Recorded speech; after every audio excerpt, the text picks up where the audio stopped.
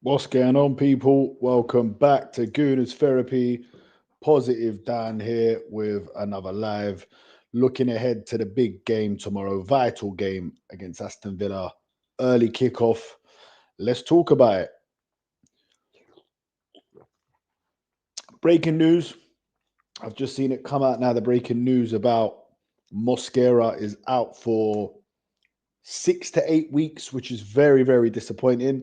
No doubt that a lot of people will be blaming this on Mikel Arteta, although MOSQUERA, has not been playing. He's definitely not been overplayed, so you can't say Arteta's overplayed him. Let me guess, the next thing that people will say is probably the training's too intense, which is strange because, like I've said before, when you watch the overlap and you see these Manchester United legends, the likes of Roy Keane, Paul Scholes, they always said that the difference between Manchester United and other clubs was that the training was so intense. It was as intense as it is on a match day, and you've got to try and get that match day feel in training if you want things to be that intense. And look, I think it's just an unfortunate injury. Injuries do happen. Whether Arteta has mismanaged some other players, that's for another discussion. But this one in particular, MOSQUERA, I think it's very unlucky for us. He's a young player, 21 years old. Let's wish him a speedy recovery first and foremost. But what does it mean for tomorrow? What does that mean for our lineup tomorrow, guys? Please, if you're watching the stream, guys, please like and subscribe and help us get to the big number of 2,000 subscribers. Wasn't even sure we get 100, and here we are with just over 1,100 now. So help us get to the next landmark of 2K. Smash that like and subscribe. But anyway, what does it mean for our defense, guys? What does it mean?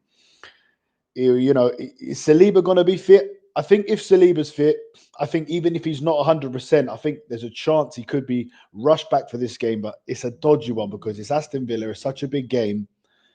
We know what happened against Liverpool when he was put into the team.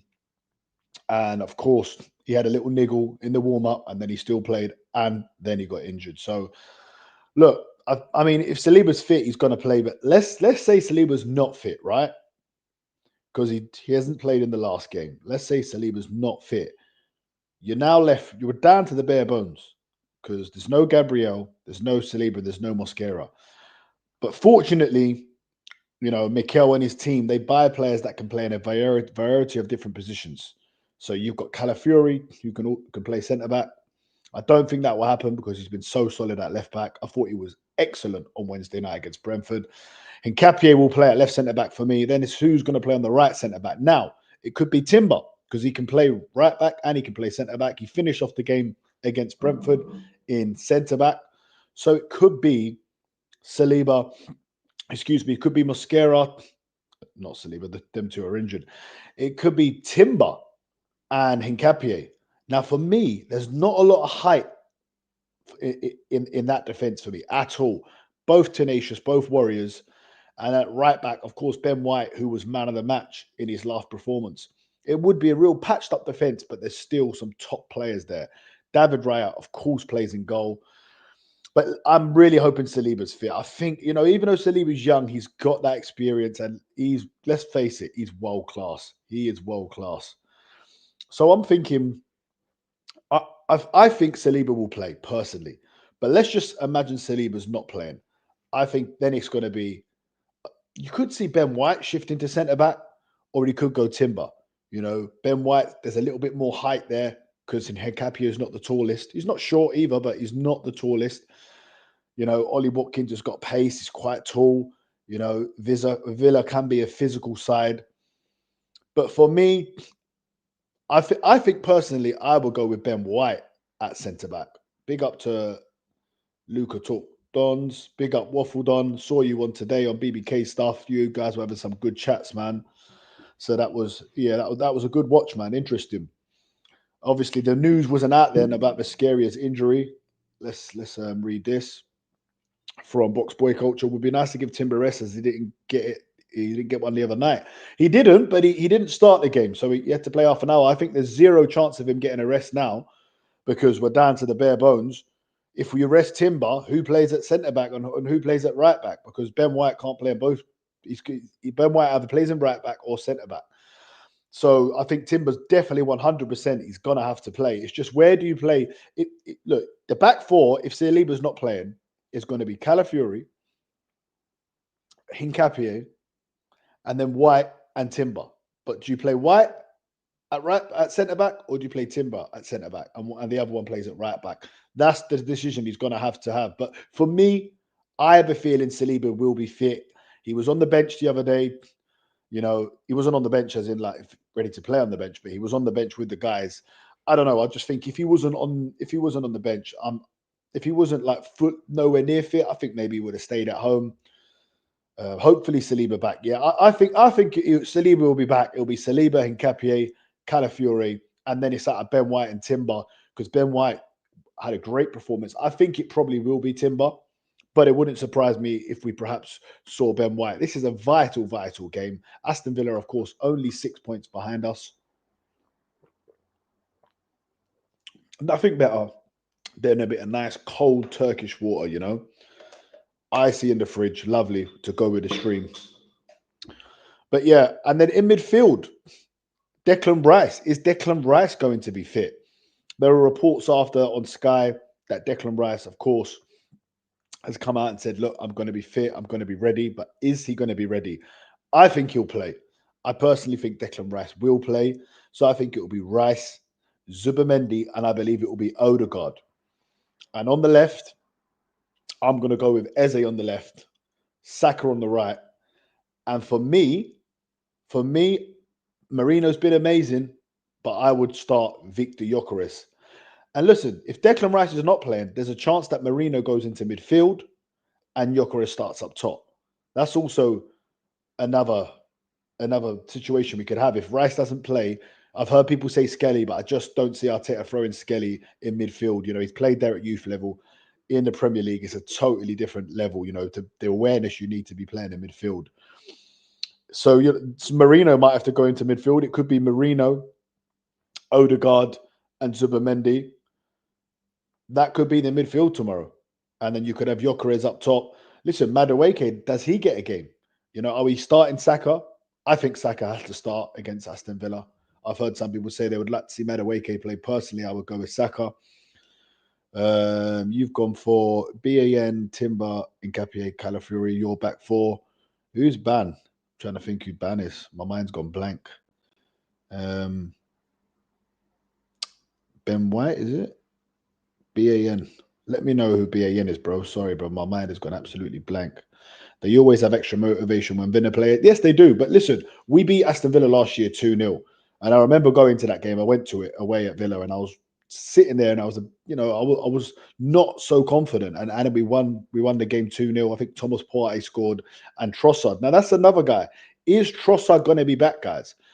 Because I feel like Trossard and Saliba, in years gone by, they may have been rushed back for that Brentford game, but I think he would have just said, I'm going to wrap him up in cotton wool and keep them fresh for Aston Villa. I think we'll see Trossard and Saliba. I think you're going to need experience. You're going to need the two starters, and I think we'll see them play tomorrow. And I think it's massive that they do, because going there with that patched up team, but sometimes when you do rest players or players are injured, you never know. Sometimes it can freshen things up and you can have a bit of a feel to the game.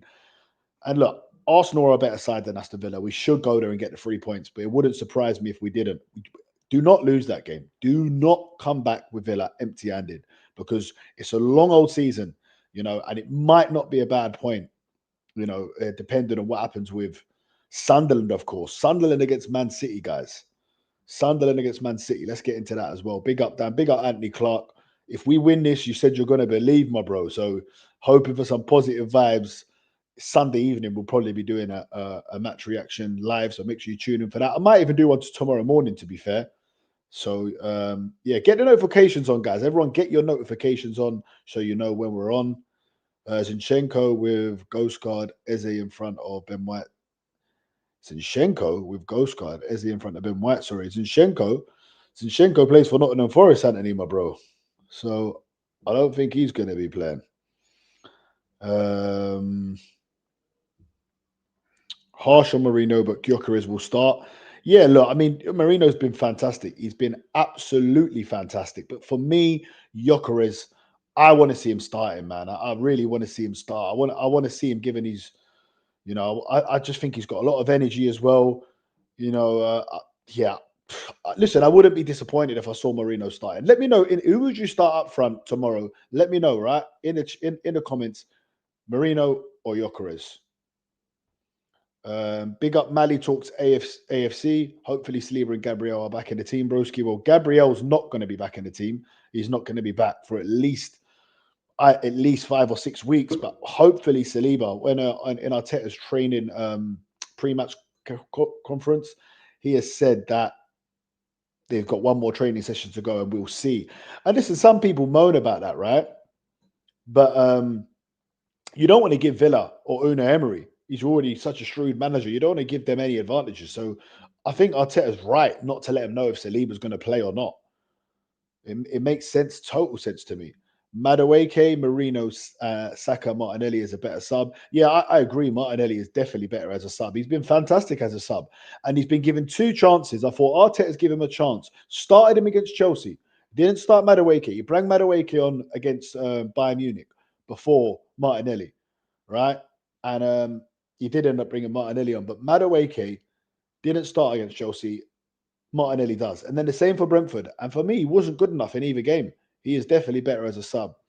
I'll start Gyokeres, give us an outlet to go direct. Yeah, look, I just think for them games, you need a lot of energy. You need a lot of, you know, he's got pace, you know, and if Gyokeres could get a goal and win us the game against Aston Villa, could you imagine, people, what that would do for Victor Gyokeres' confidence? A big moment is waiting for him, and injury has kind of slowed that down at the moment for him to get that moment. Hopefully tomorrow is the moment. You know, he's been very busy. He was busy against Chelsea when he came on. He was busy against Brentford, but not much end product. Let's hope he can get some end product. Topsy says, Mourinho only got 3 Premier League goals. Come on, we got a striker that is hungry for goals, still figuring out how to blend in Arteta's system. He can't produce it if he's on the bench. Yeah, look, Mourinho may only have 3 goals, but I think he's only played 4 games up front. So, you know, how many games has he played? I think Mourinho's doing very well, and he's adjusting to it. He's playing this false 9 position, and it seems to really be working. But for me, I agree with you. I do think Gyokeres should play. I do. Anthony Clark says, Zubamende as a ghost card. Sorry, spell checked me dirty, and Ben White in my back 4. Yeah, I was thinking, Zinchenko, what's going on here? But yeah, okay, you'd go with Zubamende, Eze, and Odegaard. Okay. That's if Rice is not available, right? I'm gathering. Yeah, I hear that. Spell check definitely done you dirty there. Ben White in your back 4, but who would be the back 4? Let's say Saliba's not playing, guys. Do we play Ben White at right back or Timber at right back? Which one of them goes centre back and which goes right back? I have to say though, I think sometimes in modern football, you have to have players that can play in a variety of different positions, and it's really beneficial because suddenly tomorrow, you know, Ben White can slip into right back, centre back. He can play right back. Timber can play right back and go centre back. Of course, you've got Calafiori that can play left back, can play centre back. Marino can play nearly everywhere. So I think Eze can play left or he can play in the middle. You're going to go for White right back, Timber centre back if Saliba's not available. Yeah, that's what I think it will be. But my only issue there is Mali Talks Us AFC is that, yeah, and everyone, look, Anthony here has just agreed with you. But my only issue here is that would be in height-wise, that would be quite a small centre-back pairing, Hincapié and Timber. But look, I think they could do a job. But look, exactly here, this is what Mali says. That's the thing for me. That's why maybe I'd maybe shift Ben White into that right centre-back position, just so you've got a bit of height for over-the-top balls, crosses and stuff like that, and then keep Timber in his natural position at right back. Let's not forget Ben White's original position was as a centre-back. So, and I know Timber has played there before, but he's very much a right back now. What do we think about Manchester City? Because we could really put the pressure on. We win this, we go 8 points clear. We'll be 8 points clear. And that puts pressure on Manchester City, who I looked at it, and when you just look at it, you go, oh, they're definitely going to win that. Man City at home to Sunderland. That's going to be easy. But Sunderland beat Chelsea at Stamford Bridge. They got a point against Liverpool. I think it was at Anfield, right? They drew with us in their own stadium, So could they go to City and get something? Could they go and get something? With City being under huge pressure if we go 8 points clear. Personally, I think it's going to be a City win. But a lot of people in the comments have been saying in our previous lives that they think Sunderland could get something. True, they're going to be direct. Watkins with pacing behind, exactly. Honestly, it's going to be such a tough game. It is going to be such a tough game.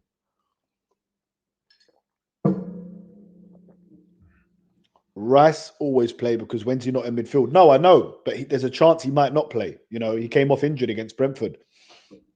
So, of course, he's going to start if he's fit. And I think he will play. I think tomorrow everyone's going to be a bit more. I think it's going to be every one of us Arsenal fans tomorrow, 11 o'clock, 11:30, whenever that team sheet comes out, we're all going to be looking at each other going, is Saliba playing? You're going to look, is Saliba playing? Is Declan Rice playing? Is Leandro Trossard playing? And hopefully all of them are playing. City are bad defensively that I think any team can cause them problems. Yeah, I agree. But going forward, they're so good. So I expect them to score against Sunderland. Gooner's view from Block 5. Yes, I am going to the game. What about yourself? Are you going to the game? But City are always clinical in attack. Exactly that, Mali talk to Arsenal. I hope you've subscribed, by the way. I'm not sure if I can remember if I've seen you in this chat before. What they've done, YouTube, is they've changed all the names. Like they'd put it as the ats, and yeah, it's all got very confusing. Luckily, I've not been doing this too long because I know I've been watching Curtis Shaw stream earlier, and he was just saying it's got very confusing for him.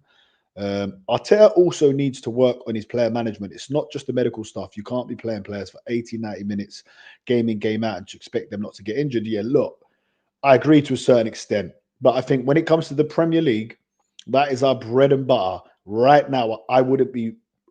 Well, it depends what game it is. We've got Wolves at home soon, Brentford at home, and he did make changes. He did rest people against Brentford at home. But I think in them big games, and these big games like against Aston Villa, you have to play your best team. And yes, Dan, if we do, I said I'll start believing. You'll have my word. Bruv, I hope we win extra just for that, and I really do, bruv. But yeah, that's good to hear. Do you know what? All I want is a bit of balance. Thank you for subbing, bro. All I want is a little bit of balance from people, because when do you start believing? Fair enough, everyone believes at different times. Yes, bro. I hopefully see you there, man, and we could do a little interview, man. I'll drop you a message on Insta, innit? But yeah, so I just feel like as Arsenal fans, we're all scared. We all don't want to get hurt. But we're going to get hurt anyway. You can't tell me that every Arsenal fan right now, even the most negative, pessimistic fans, don't have that little thing. You just wouldn't watch the games then if you just thought 100% we're going to bottle it. We're not going to win it. Every Arsenal fan is deep down in the back of their head is thinking we can win this league for sure. And I think there's a certain time when everyone will believe at different stages. I've believed from the start of the season, who I do the show with, he said he's starting to believe slowly but surely, and he wants to wait until January. And, Dan Potts, when I was on his show, said if we beat Chelsea, he's going to start to believe. Anthony in our chat area just said if we beat Villa, he's going to believe. So I think it's just going to be different times for everyone believing. Big up Hugo. Dan, I told you this manager's killing our squad one a week at least. Thing is, though, he made loads of changes in the Brentford game, didn't he? He made loads of changes in the Brentford game. So, yeah, you know, players do get injured. The schedule of football. I mean, I think it's a bit unfair as well that we played on the Wednesday and then Saturday at 12:30. Why didn't we play on the Tuesday? You know, and then we've got to play at the 12:30. And these 12:30s are always weird games, aren't they? They really are. Mali talks Arsenal. That's exactly what I've gone for. I've gone for a Premier League and EFL Cup double. I honestly have, and I'm looking forward to it, to go into the quarterfinals 2 days before Christmas. That should be good, man. Hugo says it's the training. It's not normal. Now listen, like I've said many times before, and I said it at the start of the stream, but there weren't that many people watching. But honestly, right? Like I said, Roy Keane, Paul Scholes, Gary Neville, all of these guys, these Manchester United legends, whenever I hear them talk on the overlap about training, they always said that their training, the reason why, and even the Invincibles, Patrick Vieira, Thierry Henry, whenever I hear them do podcasts and they're talking about the training, they say in training, the level was the same as it was in a match. The intensity was the same. And also, Hugo, I'd like to know, are you at the training? Do you get to go to the training ground? Because maybe a lot of these content creators, I think maybe they must get a part. Arteta must say, do you know what? Come and watch the training. Because everyone seems to know how intense our training is. You know, they're not getting injured in training. It's in the matches. It is part of football, guys. You look at Tottenham came to Arsenal, to the Emirates with 13 players out. You don't notice it because you don't really watch other teams like that. So you notice your own injuries. But if you were to go around and look at all the other teams now, I guarantee you they've all got at least 5 to 6 players injured. I guarantee it. And it's just we focus on our own team the most. That's what it is. You have to look at every team. Are we getting more injuries than other teams? That's the question, guys. So let's look at the facts and figures. Rice next game's in CO and Wolves. Rice needs a rest. Have enough to beat Wolves without Rice. I agree. Look, they've got 2 points. You know, if there's any team in the Premier League you can beat without Declan Rice, it's Wolves. And in Bruges, you know, I'll be going to that as well. Looking forward to that. That should be a really good trip. I don't want to see him. Just leave Rice at home, personally, for that one. I would like to see. I would like to see January Dan from me, a midfielder and a winger. Yes, look, I would love a midfielder and a winger. I think that'd be brilliant. I know we've just been linked with the guy from Lyon, and a winger would be fantastic. I don't see it happening. I see us perhaps signing a midfielder, perhaps a defender because of these injuries. I don't see the winger happening. Reason being, Trossard's on top form. I think he's going to stick with Trossard and not want to take him out of the team. You've got Madueke, you've got Martinelli, you've got Saka. I think there's a lot of wingers at the club. I don't see us. I see that could be our top signing in the summer, a winger. I don't see it happening, although I would love to see it. Currently signing players also doesn't mean they're going to fit into Arteta's system. Topsy, big up Topsy, by the way. They all just end up going on loan and start flourishing there. Some things still need fixing. Okay, that's a strange comment. What players end up going on loan? Who are we talking about? Are we talking about 1 or 2 players? Fabio Vieira, he's on loan. Kiwo, I don't know. For me, most of the top signings, most of Arteta's top signings, they're playing in the main 11 now, and they're the reason why we're top of the league. So I have to agree to disagree on that one, Topsy, but thank you for your comment. Training has to match intensity. Exactly that. Exactly that, box boy culture. Appreciate that, man. Dan, I think we have enough to win the Premier League. It's just the manager that's giving me PTSD. Fair enough, man. Fair enough if that's what it is. But look, the players are the one that cross the line and play. The manager can only set you up, you know. So for me, when people say like it's more down to the players, once you've been set up, once he's assembled this squad, then players have got to go out there and do the business. Arteta cannot play the game for them as much as he tries to give them so much tactics and encouragement when he's on that touchline. And that's something I personally like in a manager. Because I remember some fans, I just feel like some fans, they just want to moan about anything. Because I know for a fact people used to moan about Wenger on the touchline. Oh, so Wenger, look at him. Doesn't even do that and just sits there. He's doing his jacket up wrong and all of that business.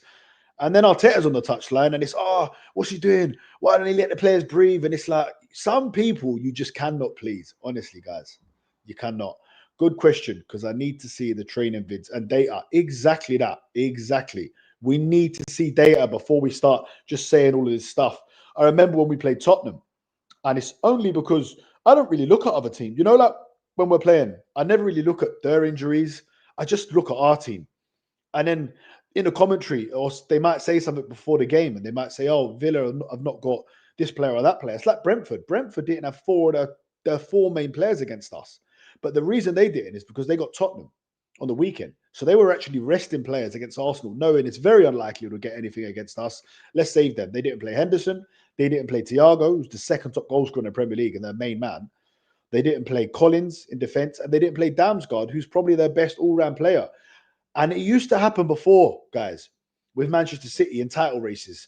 They'd be playing Fulham midweek, and Fulham would rest about 5 players because Fulham had like Southampton, who they knew they were probably going to beat, and they'd rest their players. But that's what when you put that fear factor into teams, that's the respect you got, where they would actually almost forfeit the game against you because they had a bigger game on the weekend. And I feel like that's what happened with Arsenal. And that's the respect we're getting right now because Mikel Arteta has built this great team. And Elliot Anderson and Angelo Stiller to back up Rice will be fun. Listen, that's dream world though. Elliot Anderson is going to cost best part of 70, 80 million. And he is not going to a team where he's going to be on the bench. Just like Declan Rice, you know, I'm not sure what conversations happened with him and Pep, but he knew Rodri was there. You know, and he wasn't. I think he wanted to come to Arsenal anyway because it's a bigger club than Man City. Although Man City were winning everything, and he knew it'd be more special to win something with Arsenal. Obviously, he lives in London, but he didn't go to City. Another reason would have been wasn't guaranteed to start every game. You look what happened with who was it? The Calvin Phillips, he was literally like Elliot Anderson at Leeds. He was unbelievable. City bought him, didn't start career. Where is he now? He's finished. So Elliot Anderson, I believe, he seems like a level-headed guy. I think if he goes somewhere, he wants to be starting. And I don't see him getting in ahead of Zubimendi and Declan Rice, as good as he is. I'm intrigued to see if Arteta will use Norgard today because Rice has been playing a lot. There's no way in hell that Norgard, I don't think there's no way in hell that Norgard starts. Because if he was going to start him, he would have started him against Brentford. That would have been the game against his former club. He knows them, played with them in training a lot. There's no way he throws him in against Aston Villa. I mean, even if Rice doesn't play, I think it will be Odegaard, Zubimendi, and Eze. I don't think there's a world where Norgard starts in a not must win, but in one of our biggest games of the season against a very informed Aston Villa side. I just don't see it. I think Norgard has been there. I think he's literally there to make up the numbers and to be there just in case. Oh yeah, listen, not starting, bringing him on. Yeah, look, all day long, bring him on. If we're defending a lead, he could actually be a really good sub. Because if we go 1-0 up in that Villa game, just try and win the game. Yeah, we are hoping to do a stream after the Villa game, Anthony. We're hoping to do that. So get your notifications turned on. Do you know what? I've actually got a ticket for the game, and I might actually let my friend go. You know, someone just asked me if I was going. Yeah, I might actually give my ticket away to a friend of mine. It's such an early kickoff. Got to get up very, very early. And then I miss out on doing the stream after and stuff like that. So gotta start putting YouTube first, you know, do the home games and maybe not so many away games. But I always, you know how I do it? I wait to see how I feel. Before I go to bed tonight, I'm either going to message my boy and say, look, you know what, take that ticket, or I'm going to say, you know what, fuck it, I'm going to go. But look, if I'm not on, Really Schooner, Dan will be here. So guys, get your notifications on so you know when we're coming on, man. That would be amazing. Sometimes I come in here, there's only 1 or 2 people at the start, and then you guys all start to flood in, which is fantastic. And I just want to thank every single person that comes and watches our streams. Like I said, we're a new channel. To even have right now 16 people watching is brilliant, man. It's just like I'm here talking to my mates. And that's why it's called Gooners Therapy, man. And I really appreciate each and every one of you that are tuning in. Hugo, he did a stream with me on Monday. And what did I tell you, Hugo, about Leeds? I told you, didn't I? I said that Leeds would beat Chelsea, you know, and you said Chelsea would beat them. So you're right. Look, you always have bad feelings. I've got a good feeling we're going to beat Aston Villa tomorrow. I don't think it will be pretty. You know, I don't think it'll be pretty, but I think we beat them. Let's hope we have a good stream on Monday. Make sure Monday we'll be back on 8 o'clock with our usual stream with our special guests. And I think Hugo's going to be there with us and he's good to watch. MOSQUERA jumping and messing up his ankle is unlucky. 100%. That is just unlucky, isn't it? Do you know what I mean? That really is. It's 100% unlucky. But there'll be Arsenal fans out there that say that it was all Arteta's fault. Trust me, Mr. Nguyen, they will. Big up Catch and SB. They're telling you guys smash the likes. Yeah, please do smash the likes, guys. You know what? I'll tell you what though, yeah. We don't have many people watching, but every one of you that watches, all smash the likes. Because every time I look, however many people there's watching, there's nearly as much likes. And that's good, man. So what I like is we've got good, loyal people here that come and watch us, man. And people that actually smash the like button. We get raids sometimes and you have 300 people. Then they stay and watch. And then you have like 60 likes. And you're like, come on, man, where's the likes at? But big up everyone who's in here, man. Topsy says, big up, Dan. We have to keep momentum one game after the other. I just want to shut up all the haters. I can't wait to book a flight to the parade because it's going to be lit. Listen, that's another thing, you know, as much as I want us to win, you know, I want to shut up all the haters. I want to shut up all the rival fans and some of our own fans as well, to be honest, you know, honestly. And listen, that parade will be like nothing you've ever experienced. I went to the parade when I was a kid in 1998. It was unbelievable. 2002, 2004. 2014 was for the FA Cup. There was 250,000 people. Chelsea had 100,000 for their Champions League. We had 250,000 people for our FA Cup. It was our first trophy in 9 years under Arsene Wenger, and that was unbelievable. Now, if we do it with a Premier League or a Champions League, or dare I say both, it would be the biggest party in London you've ever seen. It would be unbelievable. I'd have a whole week off work and I'd just be partying, man. It would be unbelievable. It was good to see the Chelsea mob humbled. Listen, there was nothing better. There was nothing better seeing them lose that game. And I predicted them to lose it and they lost it. And that's why Chelsea are little bros right now, guys. They are literally little bros right now. I'll be there. Maybe get James the Greek God to join us. Is that the legend that comes on AFTV? What a man he is, man. Real pleasure to meet him, man. There's some good people in this content space. You know, everyone seems to support each other. So that's good. I'm hoping someone else is live now can give me a little raid. That would be brilliant. Different type of question, but who do you worry about in that Villa team?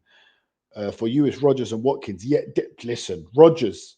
I mean, that guy's got to go to the World Cup. Right now, he's probably the best midfielder, English midfielder on form.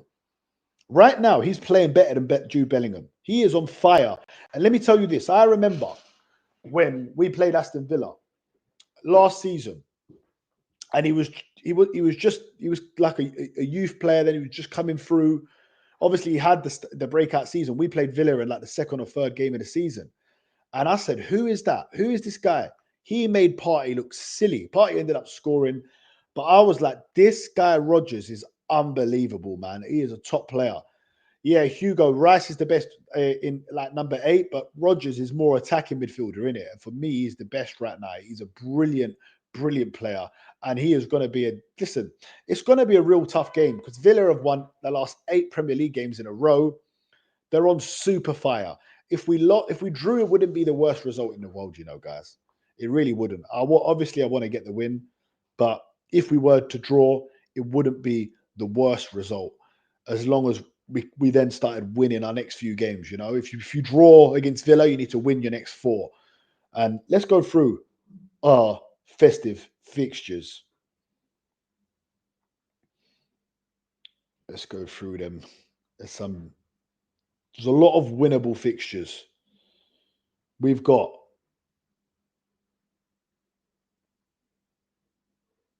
why is it saying we've got FC Twente? Why the hell would we be playing FC Twente? That's on Tuesday the 9th for this. What is this? Oh, hold on a minute. The women's matches have come up. I was thinking, what's going on here? What did I miss? For some men's football, here we go. I don't know why the women's games were coming up, but big up the women. Hope they beat FC Twente. Right, so we got tomorrow, of course, Aston Villa. So if we were to draw that, right? That you're saying, hey Hugo, hold on. I wouldn't take a draw. I would not take a draw. I want the win. I wouldn't take a draw now. I'd gamble it and go for the win. If you told me, look, you might win or lose, or you can take a draw, I wouldn't take the draw. No way, because I think we're capable of going there and beating them. But after that, it's Bruges, obviously in the Champions League, which is a nothing game, right? Yeah, Mali says he wouldn't take a draw. I wouldn't either. Now we need to win, man, and put that pressure onto Manchester City. But Wolves at home, and then Everton away, which is tough. Then it's the quarterfinals against Crystal Palace. Then it's Brighton at home. Then we play Villa at home. Then Bournemouth away is a tough one. 8th of January, Liverpool at home. Listen, we're not going to win every one of them fixtures. So if there's one or two draws in there, but the rest are wins, all good. If you draw a game, you have to follow it up with a win. And that's what we've done recently. We drew with Sunderland, we beat Spurs. So you're getting 4 points. Then we drew with Chelsea, we beat Brentford. So if we draw with Villa, we need to, not losing. Losing really knocks the stuffing out of a team. And the unbeaten run, I think we're unbeaten in something like 19 games now, is over as well. So I think it's very important. Like we're in a very good position where we have a 5-point cushion. So if we do draw and City win, we still have a 3-point cushion. And then if they draw and we win, it goes back to 5. And this is how I think personally it's going to be all season. I don't see us coming off top spot. I really don't. I've said it since we went to the top of the league. I think it's going to be Arsenal. Like, listen, before the international break, we were 4 points ahead of City. Then it went to 6. Now it's gone to 5. It could go to 3 this weekend. It could go to 2 if we were to lose the game and they were to win. But then I think they lose a game. I think then it goes back to 5. And I don't mind all season if it goes on like that. 3, 2, 5, 6, 7. Hopefully we can pull away and go 10, 12 points clear, and then we can go to every game just chilling, just partying. Do you know what I mean? And have that feel-good atmosphere, and there won't be much, stress amongst fans with each other. We'll all just be happy, But listen, this is what football's all about. It's nice when there's jeopardy in games. There's nothing like going to a game, a must-win game when you need to win. We've been here before with Manchester City, and I think that's what it is. Because we've been here with Manchester City and we've not managed to get over the line, they end up catching us, or we end up losing games. I think that's what it is with a lot of fans. But listen, guys, man, enjoy the moment, man, because you look at other teams, Manchester United, nowhere near it. One of the biggest teams in the world, and look at them. They might not win a Premier League in our lifetime. This Premier League is coming for Arsenal, man. Yeah, look what Mali says, 100%, man. We just need to learn from these previous experiences, man. I 100% agree. 100. And I think they have learned.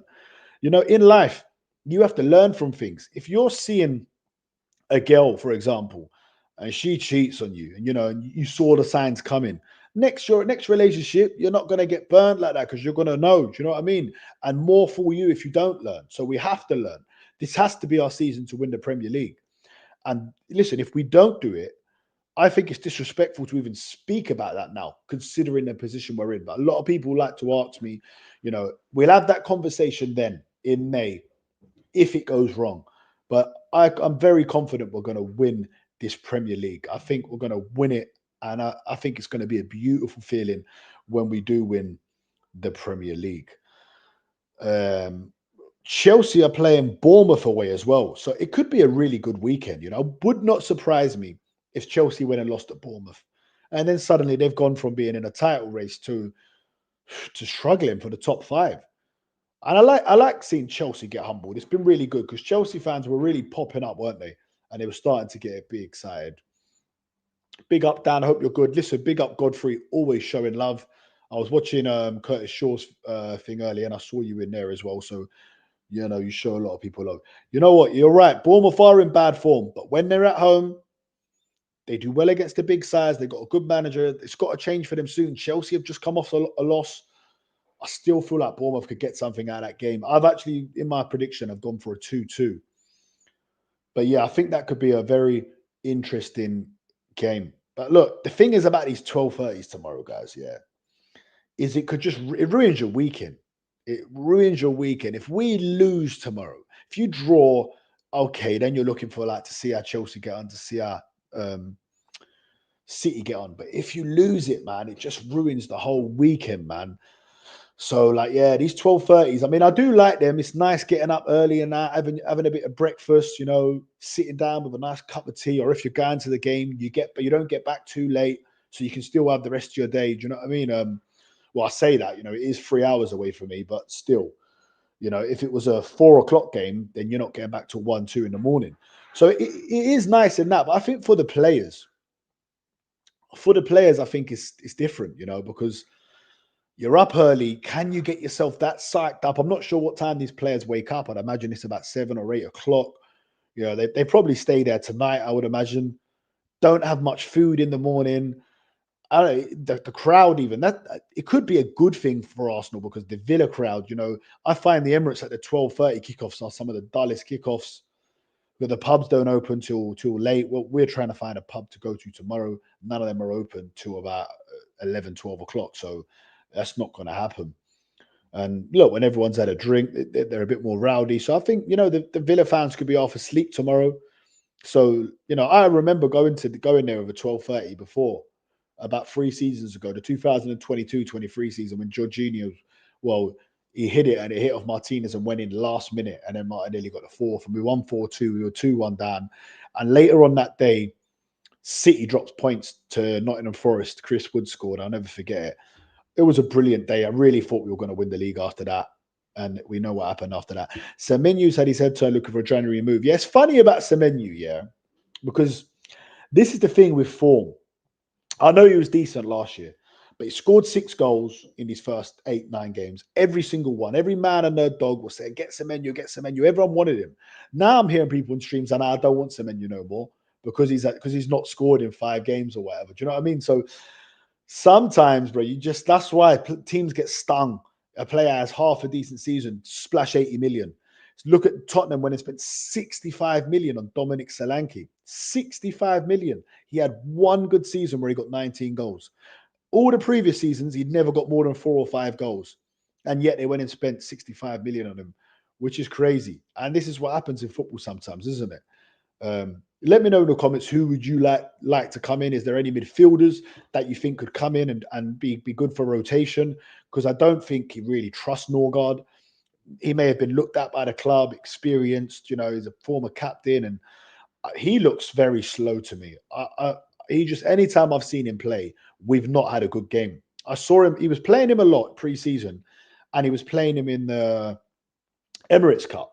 And I went there live and was like, bruv, I hope this guy is not going to be starting for us. And he's not started him at all. Ethan Wanyeri's another one who's not been getting game time a lot.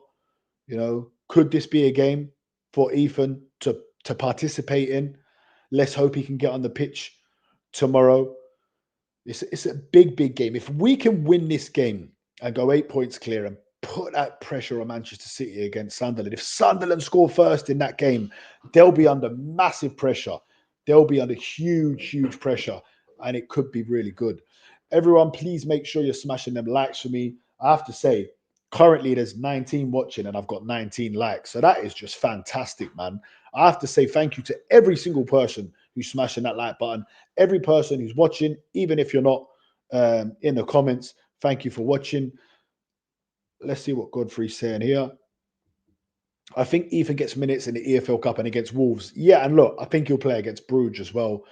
Now, Bruges are a good side, though. And the thing is, as well, sometimes you want to rest all your players, but you don't want the club to have that feeling of losing, and you don't want these young players to have the feeling of losing either. But that Bruges game, and we're top of the table. So you lose it and Bayern win, suddenly they go top. It looks good being top of the Champions League. And, you get the home tie and all of that. So against Bruges, I wouldn't rest every single player. Also, I'm going to it as well, so I want to see Arsenal win. But I would like to see Ethan Wanyeri, Skelly, players like that playing in that game for sure. Sunderland are no pushovers. Hopefully they get a result against City. Yeah, look, they drew with us. They beat Chelsea at Stamford Bridge. They drew a Liverpool, so let's hope they can get a draw against them. Luca Ton says, do I blame Arteta on MOSQUERA injury? Good question. Well, it's a silly question, but it's a good question because people are going to be doing it. So I get why you asked the question. I don't see how anyone can blame that on Arteta. He jumped up, he landed badly. What's Arteta supposed to do? Play for him? There's nothing he could do about that. You can't turn around and say, oh, he's been overplayed because he's not been playing. He's only just come in recently due to an injury. So, no. Do you blame it on him, Luca Talks Dons? By the way, go and subscribe to Luca Talk Dons. He's nearly up to 10,000 subscribers, hoping that we could one day get to that milestone. And congratulations on nearly getting to 10K, Luca Talk Dons. He does a lot of stuff. He does watch-alongs for I'm a Celebrity, Get Me Out of Here. He does it for MK Dons. He does it for Arsenal. He's a good channel, man. So if you haven't already, go and subscribe and check his stuff out. And thanks for always showing love to our channel, my bro. It's Bruges away. Yes, Bruges is away. It's in Belgium. Looking forward to that. Should be a good trip with the boys. Let's just go through some of the other fixtures as well. Just think, sometimes there's a Friday? No, there's no Friday night game today. Let's see tomorrow. Tottenham, Brentford. What do we think, guys? Tottenham at home to Brentford. They finally going to get a home win? I'm going for 2-1 Brentford. And then I think he could be sacked, against his old club. Arsenal, Villa, I've gone 2-1 Arsenal. Chelsea, Bournemouth, I'm going 2-2. Everton, Forest, I'm going 1-1. Man City, Sunderland, I'm going 2-1 City. Newcastle, Burnley, 2-0 Newcastle. Leeds at home to Liverpool. Oh my God. Leeds are going to be so buzzing after just beating Chelsea. Ellen Road's going to be rocking. Leeds at home to Liverpool, Bruv, I think Leeds might do it, I'm going to go 2-1 Leeds. I'm looking at Eze versus Cash and Saka versus Digne as battles Arsenal can win. Yeah, definitely. Cash is fast player though, man. And Eze doesn't have that burst of pace. It's going to have to be more guile and drifting in. I think Madueke would actually be better versus Cash, I really do. Nice away day. Hope you guys have a good time. Appreciate that. Thank you very much. Have you been before to Bruges, Godfrey? We could be getting joy from the flanks. Yeah, it's going to be there. There's going to be some key battles, man, in that game for sure. Martinez, of course, our ex-goalkeeper, our ex-manager. There's always so much in these Arsenal Aston Villa games. They stopped us winning the title the year they came and beat us at the Emirates. And then, of course, last season, we actually drew with them when we were 2-0 up at the Emirates. And I remember that's when I was like, the title dream is over for another year. Martinelli as a super sub, I agree. Definitely, Godfrey, get him in as a super sub. Big up Anthony Clark. He says, Dan, would you play? He calls him Ghost Guard as an 8. Yeah, I would play Odegaard. I think Odegaard is a perfect game for him away from home. At the end of the day, he is our captain. He may not be the leader, by moving players about like Rice does and barking directions, but he is the leader. He is a captain. He is very experienced. He does start to press very well. And, he has got that eye of a needle pass that can change a game any instant. So, yes, I would start Odegaard. I would. Do you know what? I would maybe, sad to say, but maybe I would have Eze on the bench, maybe, Yeah, Odegaard to start. And I'd maybe start Madueke out on the left. Madueke out on the left would be for me. Saka on the right. And then I'd have Odegaard, Zubimendi, Rice, considering Rice is fit. Hopefully Saliba's fit. Saliba, Hincapié. Then Timber at right back, Calafiori at left back. That's what I would go with.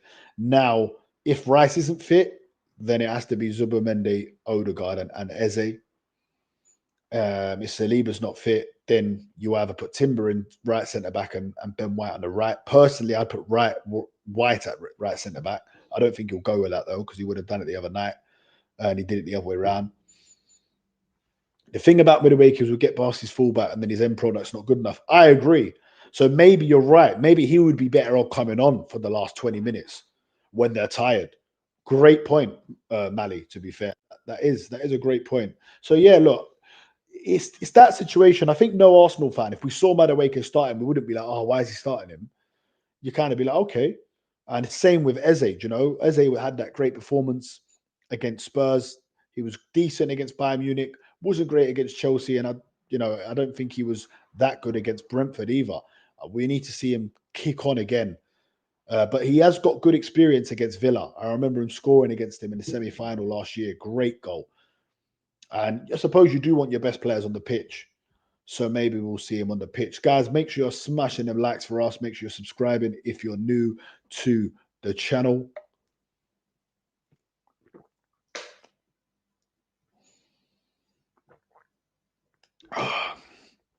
This time tomorrow, we could be 8 points clear. We could be 5 points clear. We could be, what's the least we could be? If we were to lose, they were to win, we could be 2 points clear. It's mad, isn't it? We could be 2 points clear. We could be 8 points clear or 5 points clear. Three very different scenarios. 5 points mean us and City are both won. 2 points would mean we've lost, they've won. Both draw would obviously be 5 points. There's so many different scenarios. There's so many. It could be 2, it could be 3, it could be 5, it could be 8. It's mad how football works. But with Eze, you can do both. You read that one. But to be fair, when Madueke and Gyokeres have played together, they've linked up well. They have. They really have linked up well. Who would we be starting, guys? Marino or Gyokeres? Let me know in the comments. Godfrey says, I think Odegaard would be better playing in a slightly deeper because he can keep the ball well and can handle the physicality. Eze is better up the pitch. Yeah, look, I agree. I have to say, Godfrey, I do agree with you, man. I do agree with that, definitely. Sometimes I watch Eze and I'm like, he's so relaxed, and that's good when you're in the final part of the pitch to be relaxed, cool, calm. The way he scored them goals against Tottenham, he was just so cool. But when you're in that other side of the pitch, the more defensive side, you need to have a bit more, you need to be a bit more aggressive, don't you? Mali says Gyokeres. I'm with you, Mali. I say Gyokeres as well. Yeah, Godfrey says Gyokeres. A lot of people have been saying Marino, but I think most of us in this chat, are going for Victor Gyokeres. It would be a great time for him to get a goal, wouldn't it, guys? It would be an amazing time for Victor Gyokeres to go and get a match-winning goal. I don't think he's got a match-winning goal this season. A game that wins you, a goal that wins you the game. That would be brilliant. Marino impacts even when coming off the bench. Yeah, exactly. Exactly that he does. So, the thing is, we've got options now. This is the thing. But Marino, I have to say, he has been in formidable form. Playing in, I know there's talks of him even getting Ballon d'Or. If he carried on this form for Arsenal, and Arsenal were to win a Champions League or the Premier League, and then he went and won the World Cup with Spain. A lot of people are talking about Declan Rice. Could Marino be up for a Ballon d'Or? Could you imagine that? If Marino was to get a Ballon d'Or, it would be crazy stuff. But listen, it's possible. He's banging hat tricks for Spain. He's starting for Spain. Spain are the favourites, or one of the favourites for the World Cup. Arsenal are one of the favourites for the Premier League and the Champions League. So, there is a world where Mikel Marino gets the Ballon d'Or. Could you imagine? Yeah, could you imagine it, Mali, Rav? He really has impressed me, though, Mikel Marino. I have to say, I really, he was. I remember when 28 goals and assists, crazy. I read 30 somewhere in 2025. So that is top notch stuff. Most of them are heady goals as well. He is a real threat. Just talking about him now is making me want to say, nah, he's got to start, man. But like you said, he can come on and still do a job if we need a goal tomorrow. I think the first goal tomorrow is vital. You go 1-0 down to Villa, the crowd gets up for it, and then they wake up. Like I said, it's an early kickoff. They wake up, then they're buzzing. We're probably going to have a bit of an inexperienced defense out. So I think if we score first, quieten down the crowd, that always works well. Not if you then concede though, because then it's they're buzzing then. But if you can score and quieten down that crowd from the start in an early kickoff, If we score first, I'll be very, very confident that we were going to go on to win the game. Really interesting side. Yeah, look, exactly. See, me and Mali, we're on the same. We think the same, my bro. We really do, man. Yeah, it's going to be interesting, man. Where's everyone watching the game? Are any of you going out? There's most people watching it at home. Let me know in the chat where you guys are watching the game. Do you have any rituals you do before games? You know, is there a relative that you have to come around with you, or do you go over to a relative's? Mali's watching it at home. Who do you guys watch the games with? You know, I used to always religiously watch with my dad when I lived right next to him. I've moved a bit further away from him now, so I watch the home games. But I go to the stadium. I don't. But you know what? I don't watch many games with my dad now because I've watched a lot of the away games at home, and then I go to a few away games when I can, and I go to all the home games. And it's very hard to get my dad a ticket, but hopefully taking him to the Arsenal v Wolves game. Mali, you're the only passionate football fan in the house, so you watch it on your own. Big yourself up, man. Listen, sometimes it's best to watch it on your own, just so you can zone right in, no distractions. No one adding their little 2 pence in. The worst is when my mum would come in. We're 1-0 down to like Tottenham or someone. Oh, don't worry, it's only 1-0. Like, mum, listen, it's not only 1-0, it's fucking Tottenham. Do you know what I mean? Sorry for swearing, guys. I've made a rule, by the way, for myself. I'm gonna stop swearing on streams, man, because I get too heated, guys. I was on Never Take the L yesterday, and I was absolutely screaming. And AFC Always, I think you might have got a bit offended. He is not here today, so come back AFC Always next time and support the channel like you always do, my bro. It's all love. Your rituals is usually scroll on social media. Yeah, look, I mean, like, when Arsenal's playing, the phone goes down for me because I want to really zone in and watch the game. But I do that when I'm watching other matches, and then sometimes I'm missing it. You look up and there's a goal, and I'm like, brother, what am I doing? So what I've been trying to do now is keep the phone away from it, or you end up in the group chat. Try and keep the phone away and actually lock in and watch the game, man. It is hard though. It is hard because a game gets a bit boring. The first thing you do is go for your phone, innit? But yeah, oh, okay, you do it. Oh, I've just clocked you. You do it before the game. Yeah. I hear that. Yeah, you got to do that before the game, ain't you? 100%. Get it out your system, innit? Yeah, man. Mikel Arteta in his interview, of course, I've just watched his interview with Roman Kemp on Sky Sports, and he said that when he first came to the club, listen to what he did, guys. Right, the first thing he did when he walked into the dressing room or the room wherever they were meeting, the meeting room, was he got all of the stuff and made it all into a mess. He said he unplugged anything that was plugged in, threw tables on the floor, made it a right mess. And he said to the players, this is how people describe Arsenal right now. This is how people describe it. Is this what you guys want to be known as? And he was like, from today on, it changes and we start fixing things. And then from that day on, he's talked about players that he had to get rid of. He said he needed everyone that was on the journey and everyone that was together 100%. And I found it really interesting. Some of the things that Mikel does is very meticulous, and people laugh at these things, but these are things that crazy people who run big businesses do. You know what I mean? Like what Mali says. Yeah, it is very interesting, the stuff that Mikel does. If you haven't watched it, go and watch it, guys. It's just come out on YouTube. Mikel Arteta and Roman Kemp. It's a really good interview. Make sure you're smashing them likes. Make sure you're subscribing. If you're watching on the replay, drop us a like. Smash us a little comment. It's been a good little live, guys. Let's get some predictions from the chat. I've gone for a 2-1 Arsenal win. Yeah, like you might not be the biggest Arteta fan, but he's very intelligent. Yeah, exactly. And what I will say is that if Arteta wins the Premier League, do you then become a fan of Arteta, or is it just a thing where you just don't like the man? Because I find it hard for people who just don't like someone just because of when you've not met them either. I find that hard, to understand. But listen, everyone to their own. 3-1 Arsenal, a win, tight 3-1. So I'm guessing you're saying that Arsenal are going to be winning like 2-1, Game's going to be cagey, and then we're going to get the third. 2-1 Arsenal. 2-0 Arsenal. Big up MJ, I'm just going to say, so I don't butcher your name, my bro. Yeah, definitely. Okay, yeah, that's what I mean. So that's good, man. Hopefully we're all on the same page. It's only footballing reasons. Yeah, because I feel like I can see that with you, Malik, just by the way you're talking, But I feel with some people, they do get very personal with Arteta, and I find that very strange. But listen, we all want to win trophies, and we haven't won a trophy since 2020. So I understand that part of it. I really do.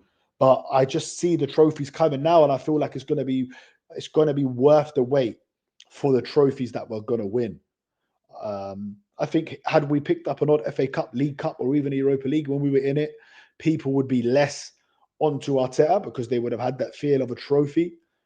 But then some people wouldn't. They change the narrative. No, I want the Premier League. I want the Champions League. And this thing where everyone says Arsenal have to win the Champions League, we've never won it in our history.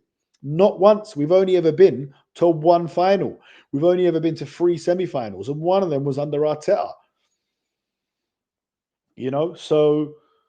So yeah, man. Like, I think even getting to that semi-final last year, I don't think people understand what that was for Arsenal, because it was big.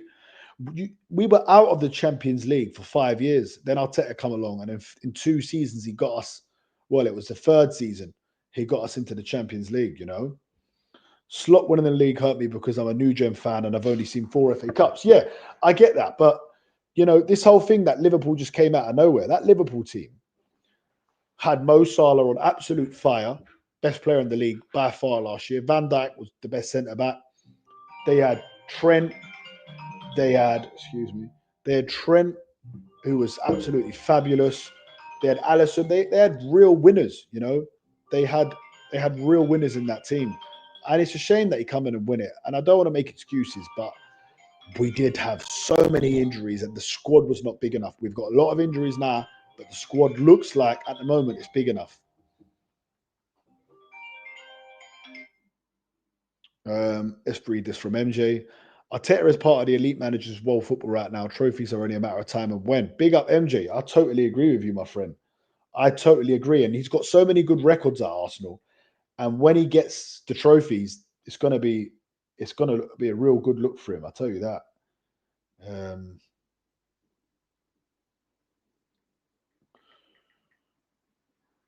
Any more predictions from anyone? I've gone for a 2-1 to the Arsenal.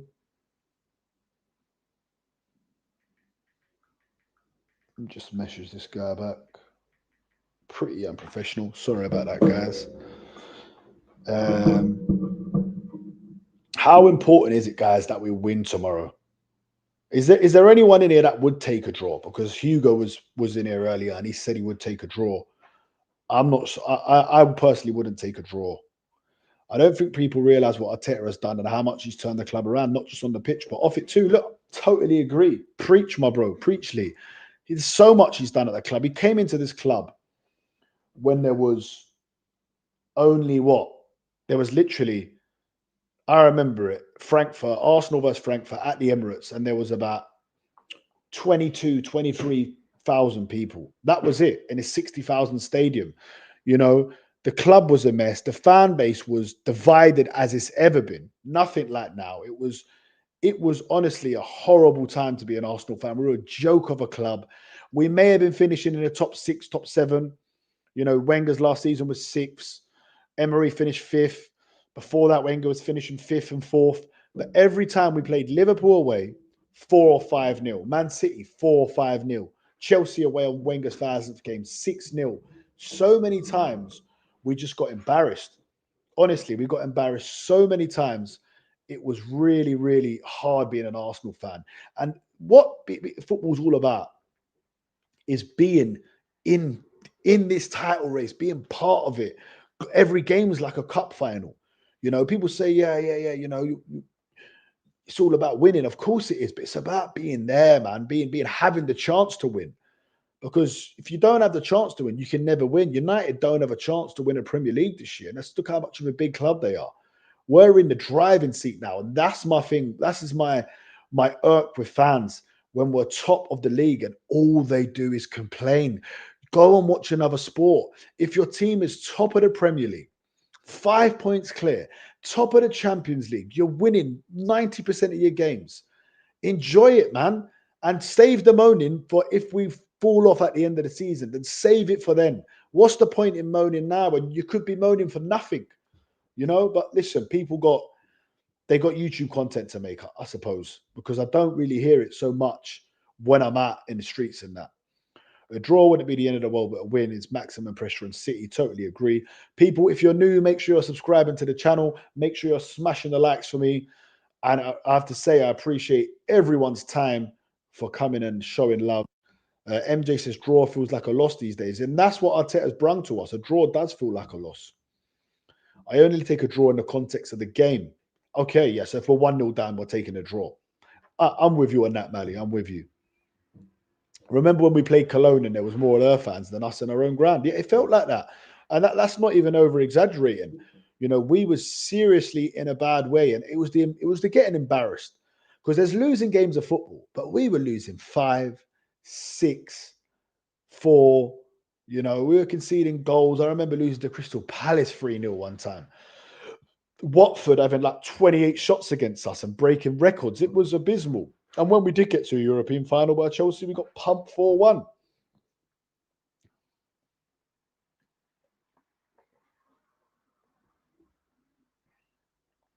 We couldn't get near Bayern Munich. Exactly. We were losing 10-2 to Bayern Munich on aggregate. Like really hard times. Champions League, we'd never get past the knockout stages. We didn't get past the knockout stages for about 8 years. Arteta got past there and his first time back in the Champions League. Beating PSV 7-1. We're doing the smashing. Beating Real Madrid 3-0. You know, these are big, big moments. Your first European final, it hurt you.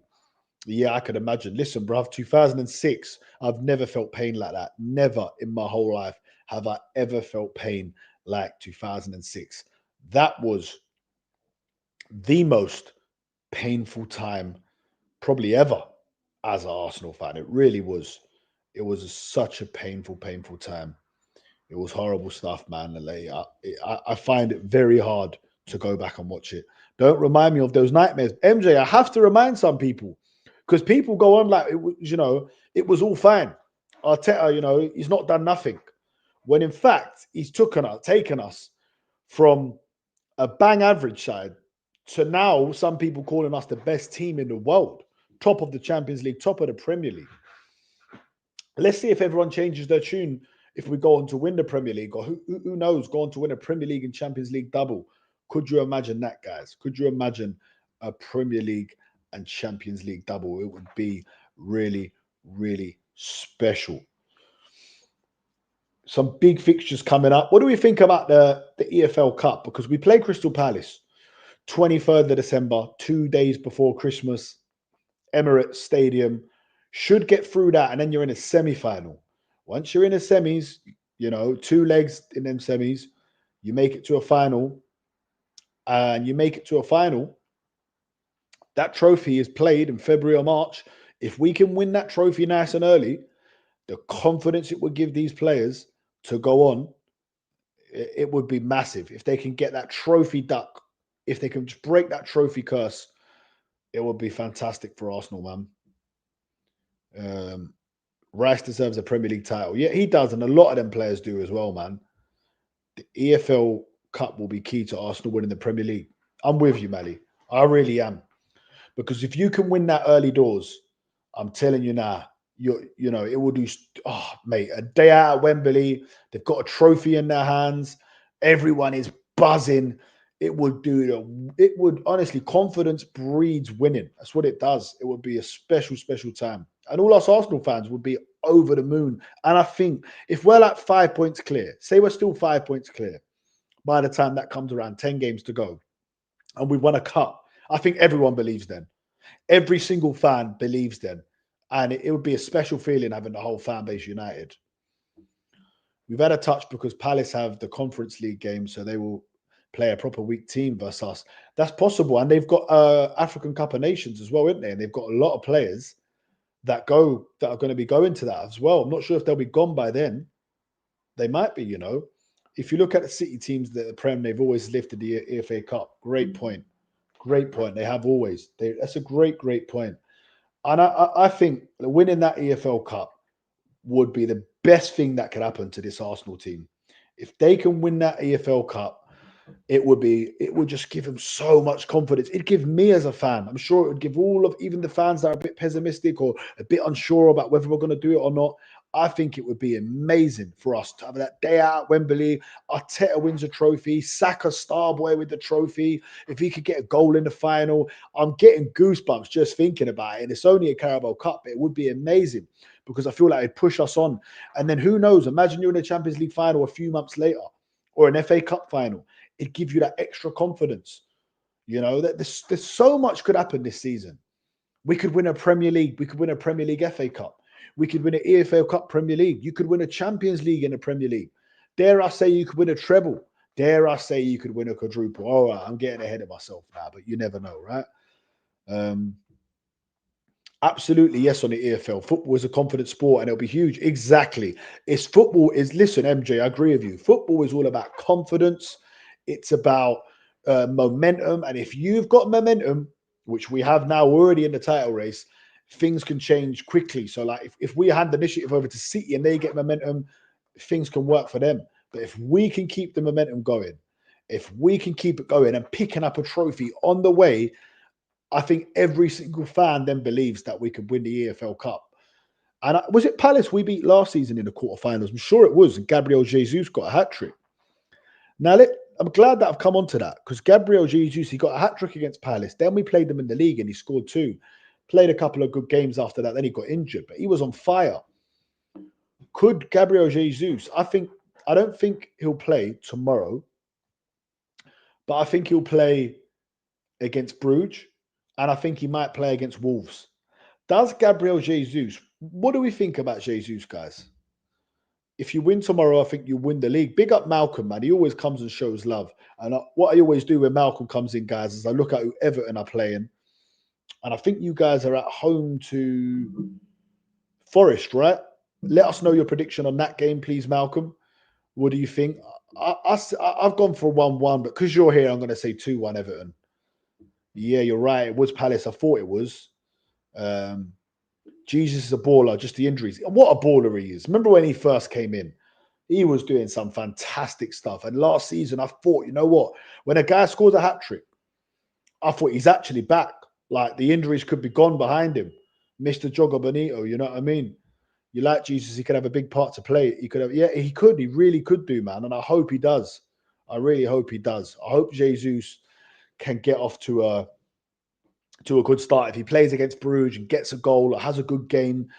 Because for me, out of him, Marino, Gyokeres, Havertz, all on top form. If you're taking the best version of them, I'm going for Gabriel Jesus. I'm just not sure that player is still in there. That's the only thing. But look, I'm excited. I'm very excited to see. Listen, he's back fit. He's going to be on the bench tomorrow. Who knows? He may even come on tomorrow. Imagine that. Gabriel Jesus coming on and getting the winner against Aston Villa. I would be absolutely buzzing for him. When you really want a player to do well, you can see that he's a good guy. He's been through hell and back with these injuries. So, if you could ask for one person to score tomorrow, man, it would be Gabriel Jesus. Honestly, I'd love nothing more than for him to get a goal. I'm still wrong with the Jesus winger agenda. What do you mean? I think he could go on the left. Why not? I think he could definitely play on the left or the right. He can play anywhere in the front three, Gabriel Jesus. Jesus is like a new signing, as Wenger would say. Wenger used to love that one, didn't he? He for now gives us the cushion to rotate 100%. Let's just hope that he's back to his best. But I think because we've got such a big squad now, I don't think he's been rushed back at all. I think he's been on the bench these last few games. He's not come on once. And I think they're really making sure that he comes back 100% to hope he doesn't get injured. What did I miss here? Running, I meant to say. I'm still wrong with I'm still wrong with the Jesus running agenda. I'm not sure. You're going to have to put that again, so I know what you're saying, Mali. But thank you for your comment. Thank you to every single person who's been in and out of this stream. Please make sure you're liking. Please make sure you're subscribing. Massive weekend for Arsenal Football Club. We can go 8 points clear tomorrow. By 2:30, we can be 8 points clear. And then Manchester City have to go to, well, no, they're playing at home to Sunderland. I think they win that game. I can't see Haaland not getting a few goals in that game. You know, he does, doesn't he? So I was just saying, I've got a ticket and I'm 50-50 right now, you know. I'm 50-50, bruv. I might give it to my boy or I might go. I'm not sure, man. It's a really early start, innit? It's 3 hours drive. I'm not sure yet, you know. I'm not surely. Probably will end up going, to be honest. I'll have to see how things are at home, to be honest. 2-2, you think you draw? Okay, you think you draw with your old manager, of course. Sean Dyche against Moyes. Should be an interesting game, to be fair. A good game. Looking forward to match of the day tomorrow. The thing is, if Arsenal lose, just kills the whole weekend, doesn't it? It really does just kill the whole bloody weekend, man. Hoping and praying that Arsenal can get the win. If we get this win, I think everyone starts to believe. I think it's a real statement win if we can go and get this win. Let's hope the Arsenal can get the win. Let's hope we can do it, guys. Hoping and praying we get that win. It will be a big, big win if we can do it.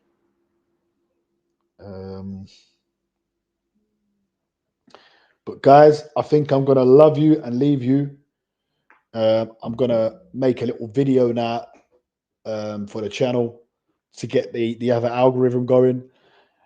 Look, I'm going to decide in the next probably hour or two what I'm going to do with this game, whether I'm going to give my friend the ticket or I'm going to go. So if I don't go, I'm going to do a live in the morning, you know. I'm going to do a live in the morning and I'm definitely going to do one after the game. So, yeah, big up to everyone. Thank you very much to everyone who's came in. Thank you so much to everyone who's liked.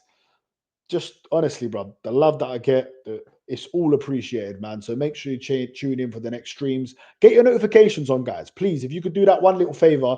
So when I come on, there's already like 15 people watching as opposed to 1 and 2 because it takes a bit of time, I think, for you guys to see it. If you could do that for me, I'd really appreciate it.